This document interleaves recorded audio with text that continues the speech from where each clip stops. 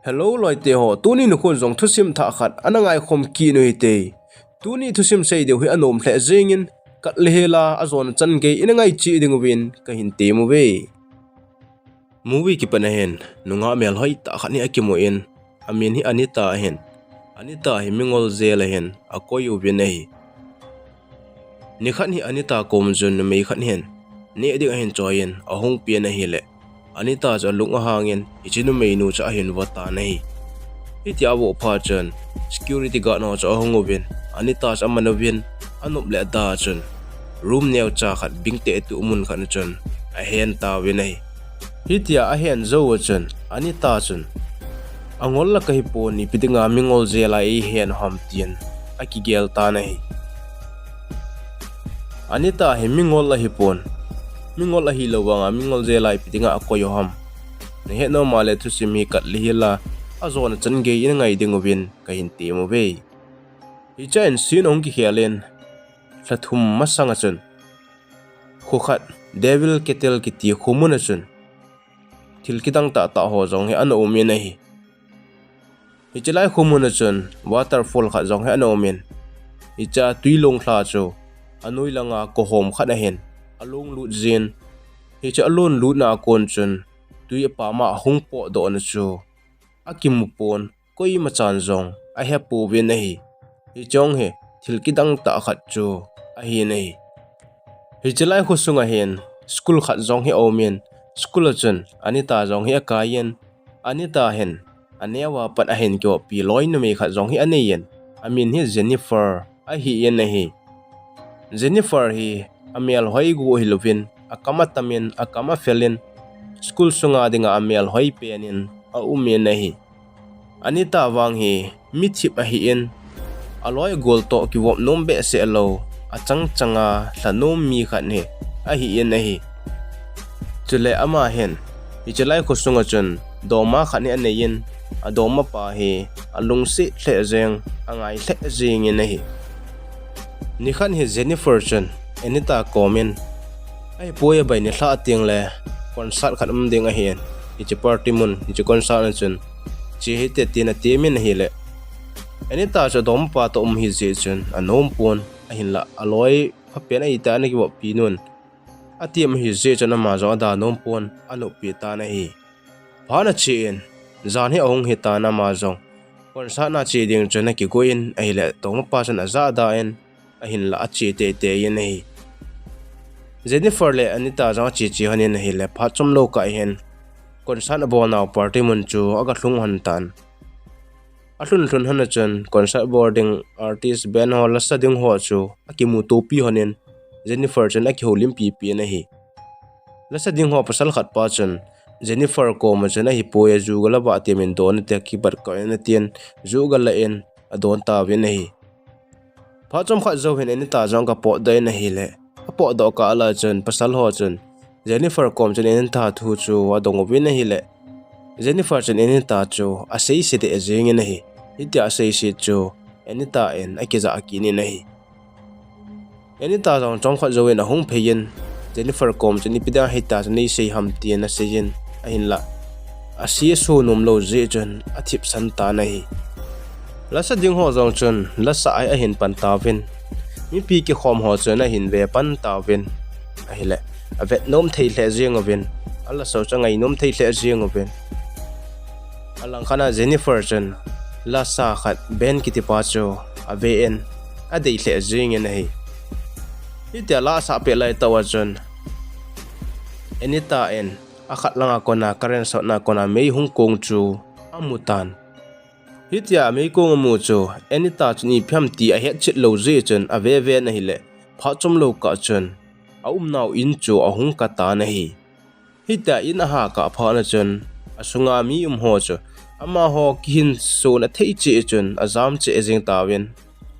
Jennifer le Anita jong cha pam lang na hung jam do hanen a pam lang a kon chen hi chi in ka cha ve hanin le sung lang a mi a hung do lo la an dim se jeng ben mi ho chunei ki thopi vo tiana samla la jeng vin Anita chana ki thopi no men na hin la aki thopi thelo ji chen apuna hle jeng en hi Anita te ni jong ki cha ta pe na chen lasa khat ben kitipa chu amani komen hongin zuain choin Jennifer cha don sein amani komchen hungin cha konin po do taute zam do taute atin na hile enita sa num pon ahin la Jennifer chu anum ta na hi Jennifer anu pha na chun ije pa jan aki puitai gare alut hon ding chun enita jan Jennifer komchen chi hi tango hung tang tian na covid na hin la Jennifer cha chi te te yen ije pa cha garian aki ton mangan tai hichi zo zo chun enita jong a room a chi en room thun thun chun phone hela do en adoma pa cha phone bolin adoma pa kom chun ka chi naw chun me ahung katan me ka pha chan pamlanga kompen vehin Jennifer chu la sa ho group khat ne na puimang tawe ida puimang chu phamo ka sa hle jenge ipi hung changdem tin a sei ta na hi ida adoma pa ko ma sei lai ta chun a in sung lang chu thilgin he hin jatan ama jong chun adoma pa phone call chu don but talo chu ni ti chan kang cha cha na che pheita na hi le a pamlang thun chun ima cha jong anum di pon hi cha chan adoma pan jong a phone call chu na that tan ama jong ahung lut kinin kitchen lang chu kang cha cha na che na ga ve na hi le anung la kon chun Jennifer hin a hin su king hle jengin Jennifer chu ama sa Jennifer tabanga hi ta lo ji chun ki cha hle jeng man jong a ve na hi le Jennifer chun free sunga thil ho chu anni za za jengin chu ti lawa theitu ho jong chu kele lang te en adon za za jengin hi chu phan chun enita kom chen Jennifer chu hong phein Jennifer chun enita chu athisan chopi ding atin hin la loya hi ji chun chopi te lovin a son thuta na hi hitia Jennifer in enita so thu zo chun ada latan enita jong chun Aloinu Jennifer hitia chu ata san thei mong pon aki chap se jengin a kap leu jengin ta san loading jong ata chu he kinin ta san ding jong hitia Aloinu ki ding chu ata san thei pon alungel hi a boi hle jengin a chol hle jengin hi phana chen hi le jingni ko hi ong hetan jingni ko hen enita jong school chu na kitungen zane thla thil to chu agel gel jengin hi le hitia agel lai ta chun Aloinu Jennifer chu mai thlai si sialin a kom chun a hung ho ta na hi le enita chu lung atong ba se jengin aspect chu ki ben phaten a ven a hi le zane thla chan tabang chu hi ki tapon a khel eng ki ta na hi enita jong lung don ba se ji chun Jennifer kom chun zan thla ipidinga kainwa na hung ham tin adongin a hin la Jennifer chun adon but pon ichipe don ta chun a teacher pau chu hung lut chenin a teacher pau chun student ho kom chun zani thla a concert na bol naw muna me aka azia ei hola student izan hamin thina ana tu ta ye tin lungna ta na sejin a thiho in sungmi te tauna en gel do te tin na sejin hi le student ho jong chun apuna hle ajeng oven alung gel anu mo thei hle ajeng oven hi a hin la alla uwa Jennifer chun hitia teacher pau in a sei chu anui azain anui jeng hi hiti chu enita en amu do pha na chun alung don na ban chun alung adong chen hichinu wang hi a hi lo khat su a hi tam tien agel ta na hi enita en zong Jennifer koma dairenga seinum lo je chun class ki khena hen adoma pa kom hina chen adoma pa kom chun Jennifer chungchang thu dan thu ho chu asei ta na hin la adoma pa chun ata san mong pon adoma pa chun hi ti chu hi ai le Jennifer chu loina khabe be da torowet sa nga yetin ase yen hi alang khana Jennifer hi hichila school football team a captain pa kom chuna chen hichpa cha ke olympian school pa ma gamang la chuna puilunin a ke olim hanin hi le ganhing ho chuna ve sau jing oven chomlo ka chun Jennifer chun captain pa cha son phein hi ti chun akama hin ka in hi le thilha ha hi ana hitan captain pa chu hi chalai mun chan a hin ne in a that den ta na hi a dan hi Jennifer hi thilha kisu a hi tai hi ti atha ma sang chan captain pa cha pengen a hi le school professor pa chan mi pen gen hi a hin za in a gi za na lang chu aga ve na hi le amuna thuna chun gan hingo hen football captain pa ata sa chu ana ne pen aga muta na hi hichi amu do chun aki chap se jingen ama jang che loyen police so hi a ko ta ven hi pha chom lo ka hen police ho hong thlung ta win ata sa chu lo in langa pui de ti win alang khana captain pa in ko te jong cho hong win acha pawa ta sa thisa amu chu alung na ba se jing win ha akai na kam win hi zan hi ahung hi kitan enita jong chun Jennifer cho phone a bolen a kholim hanin Jennifer ko ma chun khatveini in ka chu kamil theipoye chule mi hiza zani thiu chu ka hai mil theipoi ko lungen a jeng atin a season ai la Jennifer chan ke wa im chen jong ka gel poi atin na season ita sei pen chan a lei ala do in lighter hin a lei hi a halin a hin la lei chu im cha hi atipu na hi Jennifer in jong enita phatia don but lo ji chun enita cho lungdon na bani lung adong che chen phone call cho koin adom pa phone bolen kimu to piding hi atita na hi amani jong ahung kimu to hanen enita chun Jennifer tung chang thu cho seiding atien ahin la adom pa chun football team a captain pa athi dan thu cho in sei pi kinin na hi le icha chun alung don na chu asang che en na hi jingni kho hi ahung he kitan a captain paule adang dang student ho athi je wachun ama ho zana nit na ni kho hi amangu win na hi hichi jo chuna teacher pawin student ho kom chun concert ball na wala sa theme ben chun ama ki tip na bang chun kasum lo do se hi hichilai mo na student ana thi ho in ko te ka pi de he ati na hin la tu ni chanin alim amel zong a kimudo ta po ye tin a student ho kom chun sei ta na hi alang khana Jennifer chu adam mo bangin itya a teacher pau to sei ngai lo chun a ume na hi pha chom lo ka hen school ong ki khen ta wen school ki hen hen enita ne Jennifer jong in langa ki hlonding hi a hi honin itya chi hon pe lai ta chun hijilai school a pasal khat pa cho masang honin a hong ki te pet punin Jennifer ko ma cha tun ha tele dating a chi ding ham tin asti mi na hi le Jennifer jong cho hong nom tan Jennifer chun jan ting le kai na wen hongin inei hung nga e na ti pe na hi ichi jo chen amani jong a ki zo do han tan enita adoma pa jong hong phe na adoma pa chen enita ko ma chen koi to hoila chi go ham tin adongi na hi le pasal khanin dating a chi dingin ahong ki ko we tin a sei pi na hi phana che en zan hi ahong hetan ichi pasal pa jong chun Jennifer in a ko na in mun chu a hin zon tan a hi le in chu na thim tha jingin ama zo lu ni na hi le Jennifer cha na ta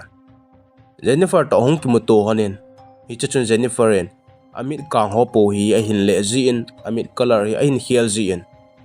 hi chu pa chun a hin ki chatan zam ding a tien a hin la zam do thei ta lo we na omen edi chu Jennifer in hi chu pa chu a hin that ki ta na hi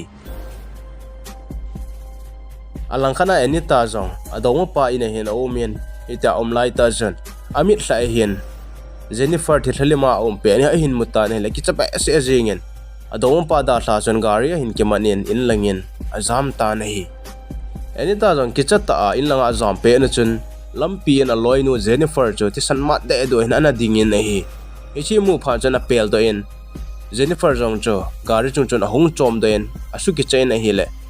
enita jong gari cha ha tolen na hi le Jennifer cho kile hlatan agana thei bangin in chu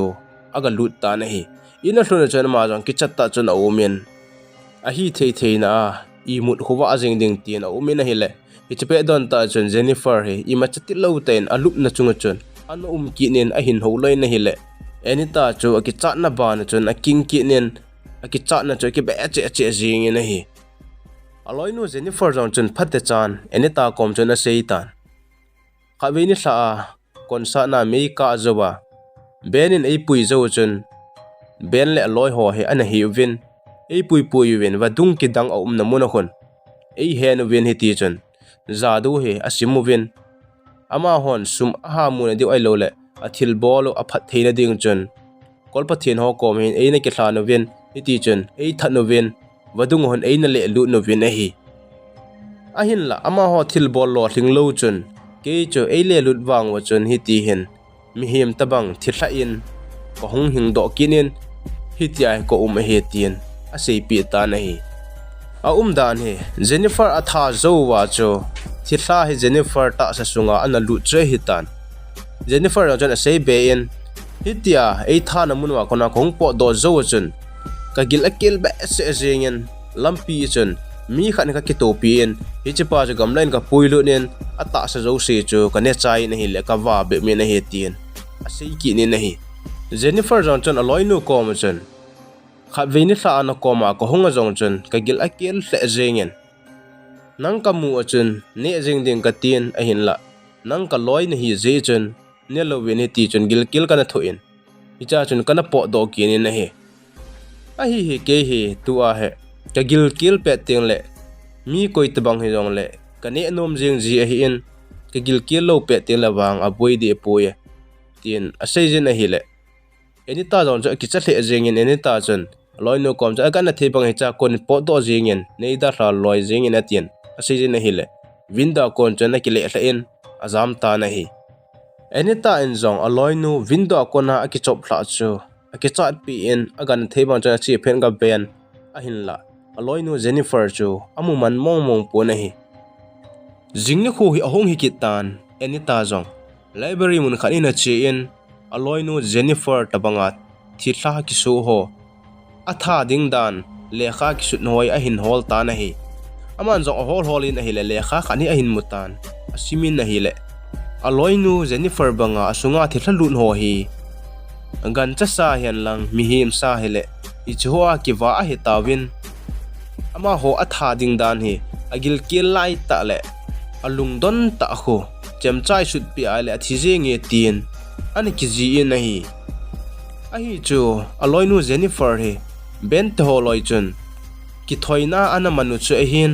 ama ho chun ka lo thling ta wi tia cha ge lo hin a hin la Jennifer hi ama ho gel banga lo thing lo chun asunga Thilha hung lut kha hi tia hung lang kha chu ana hi in hi jingni kho hi hung hi kitan Enita jong adoma pa to akimuto hanin Enita jan adoma pa ko ma chun Aloinu Jennifer thu Thilha a hi dan thu ho cho sei pin a hin la adoma pa chan ata san mong pon Enita chan a hi poya tu chung party ting le na chi lo be anga ya aji cho Jennifer rong cho hung ki ding a hin Jennifer cho Thilha a hitan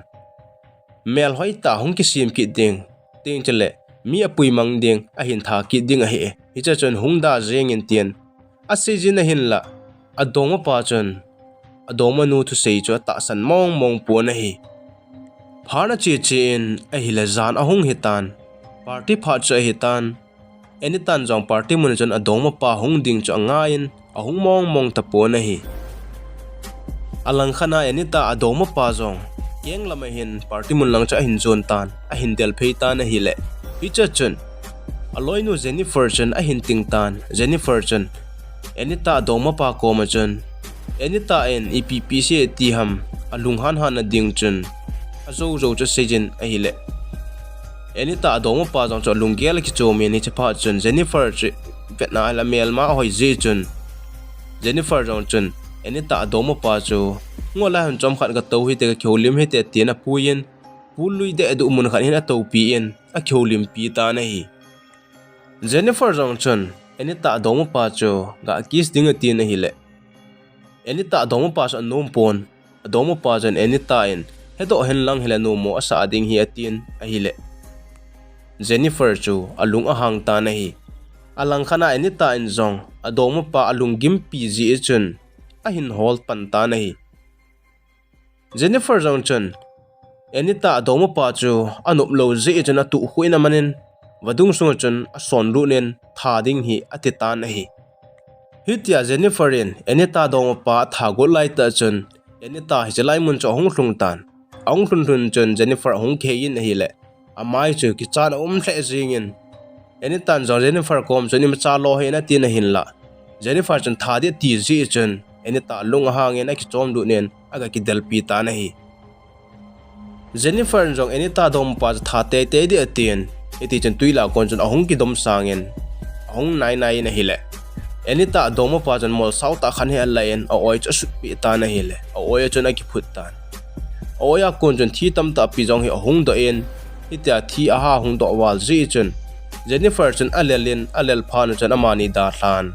azam mang ta na hi Jennifer in ada tha zo chun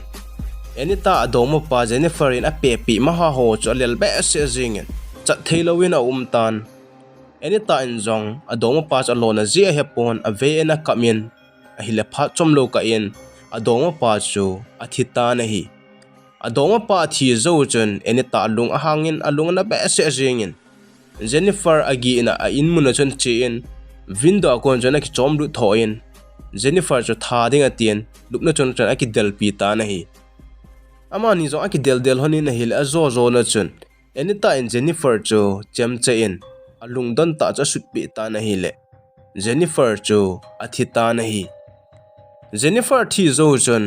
anu zong chun kon a hin hongin lai na hin vai na hi le asunga chun enita in Jennifer ana tha chu a hin mutan hi chi pha chun Jennifer anu in zong police ho akovin enita chu amat sa ta we na hi police on zong enita chu mingol he ativin mingol ho na mun chun akoyu win na hi zelna sungin zong alunggel he anu mong pon ichlai muna iti ten la ki po da in ipi ki bol han lang ki zam do ki theidam ti lunggel bo hi anei jin na hi hi cha hin movie akipat na chu zom ki taw hi tin zelna chom khat zo chun ama zo zelna konen ahung po da in ahung zam do thoin bento loyen Aloinu Jennifer ana tha naw mun chuna che na hi le ana tha naw chem cha cho hin mutan hi chu alla in bento loy cho hol ten khat khat na hin phu a hin la ta na hi azi chu ama ho zia Aloinu le adoma pa thi lo chu a hi in a hi hitia phu ala zo chun movie zong ai ki chai tai tuni thu simwa enita bang chu nang ki gelin lang nang ane hitale chun Jennifer chun ipi na bolin ina lo ta dem comment an hin saying in ka hin teme thu sim azona chan hin ngai jong se na bon chaw chungin ki pa thu ka in sein thu sim tha ahung ki taka sen ananga jingo hi te thu sim ai ki chai tai